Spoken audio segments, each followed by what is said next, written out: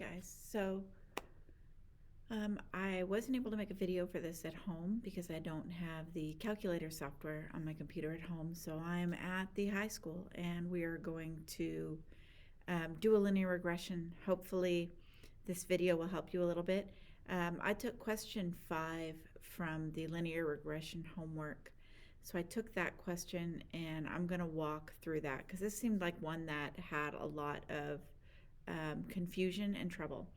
So first thing I'm going to do is I'm going to take the, going to go into here and I'm going to put the numbers into my calculator.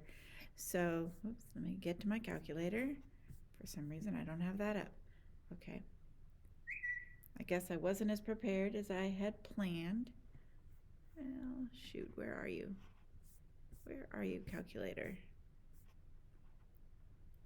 It is not being nice to me. There we go. Okay, so I'm going to clear this out, get back to the regular screen. So I'm on the regular screen and I'm going to hit second stat. Whoops, that's not what I want to be. Clear that. I just lied to you. Hit the stat button. Don't hit second stat. Hit the stat button and you want to be in edit because edit is going to give you the ability to get into the lists. So just hit enter on edit and this will give you L1 and L2. So if there was already stuff in here, so like let's just pretend that there were already things in here. So you're going to arrow up, so use the arrow buttons and arrow up to L1 up there and hit clear. Do not hit delete. Hit clear and then enter and it'll clear out everything in that column. So if you already had something in there, once again, arrow up to the top so that L1 is highlighted and hit clear. So L1 would be your independent variable. It would be your X variable. In this case, since this is P of N, it is your N. So it would be cups of coffee. And P, people, would be your L2 or your Y. So I'm just going to put the numbers in here. Hit the number and then just clear. I don't know where I was. Let's do this again. It is an early morning, so hit 1, enter, 2, enter. So I'm just entering the numbers, just going straight across the top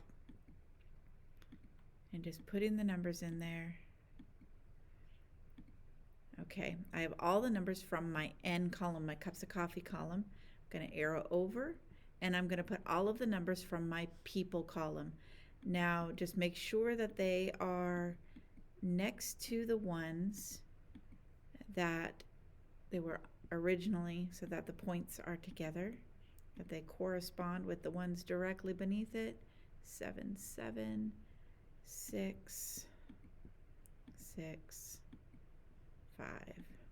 Okay, so now that I have all of these in here, see, I have all of the X's and Y's, or the N's and the P's in here.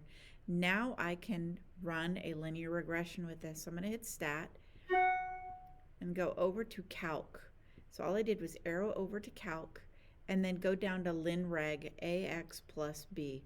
Now there's 2 of them, A plus BX and AX plus B.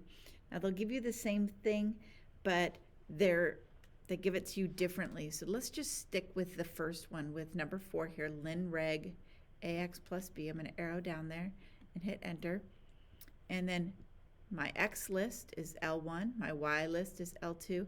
Now if I'm going to, now this particular one doesn't require me to graph it, but I'm going to show you what to do about graphing it. So what this is saying, the store reg EQ, what is this saying is, I want the equation that I make to go into my Y equals over here. I want this to go into the place where I can graph it. So I'm going to go down here and it's going to store that equation into the graphing. So the way that you do that is vars here is variables. So when I hit variables and go over to Y vars, Y variables, it is a function. I want it to go into there. I'm going to hit enter. I want it to be in Y1, so I hit enter. And that's just going to tell me to store that equation into Y1. Now go down here and click calculate. Now this doesn't have my, does not have my R value. I'm going to go down and add that in. If I go to my catalog, second catalog, and go scroll down, usually I already have this done. Scroll all the way down to diagnostic on. Diagnostic on, where is it? There's a whole lot of fun stuff that you can find in here. I'm just looking for diagnostic on. Okay, now let's do this, go back in here, do this again. So I'm on calc, go down to my linreg. L1 and L2 is good. I want to store the equation in Y1, so hit vars, over to yvars, function. Want it to go to function Y1 and calculate.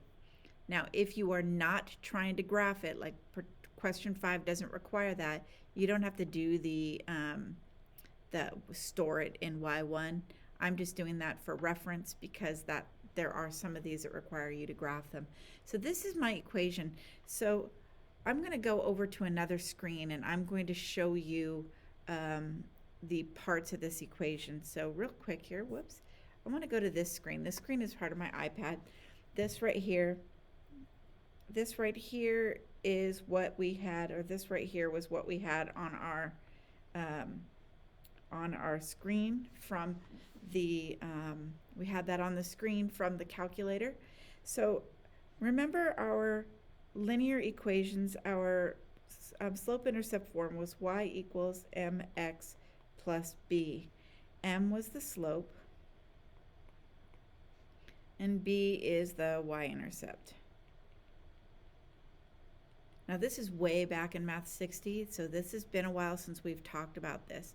So in this case, we have y equals ax plus b. So here, a is the m and b is still the b.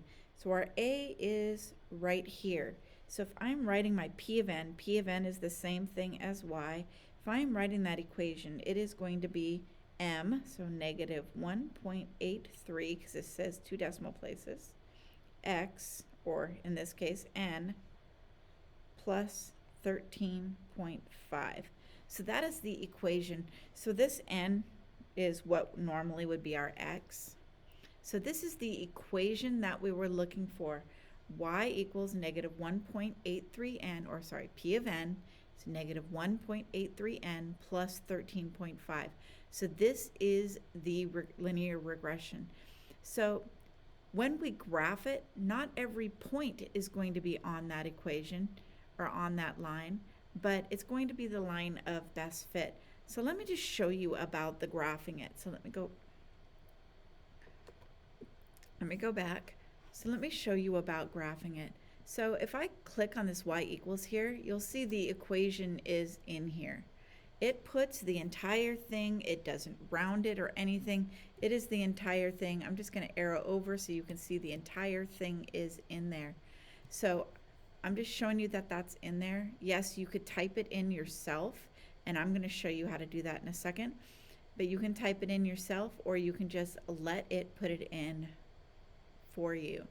So now I want to take a look at the graph. I'm going to click graph, and it's going to graph that line. This didn't graph the points. It just graphed those lines, the line.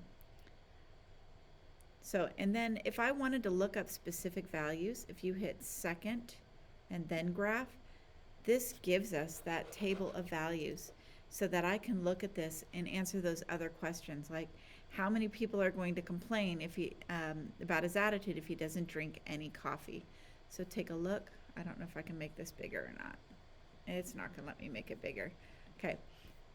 Yes, hold on. I will. One of these buttons lets me have a bigger thing. It's not bigger. It's not helping. Well, I thought I could do it. Okay.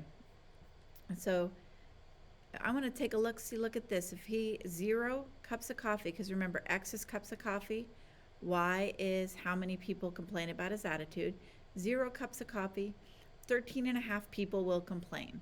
So I guess we can say 13 people will complain and 1 person would think about complaining. And then my other thing says how much if he drinks 9 cups of coffee.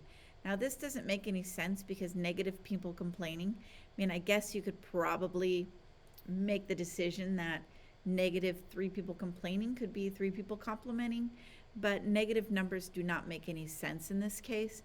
So basically, if he drinks at least 7 cups of coffee, he is good, but I don't think drinking 7 cups of coffee is good for anyone.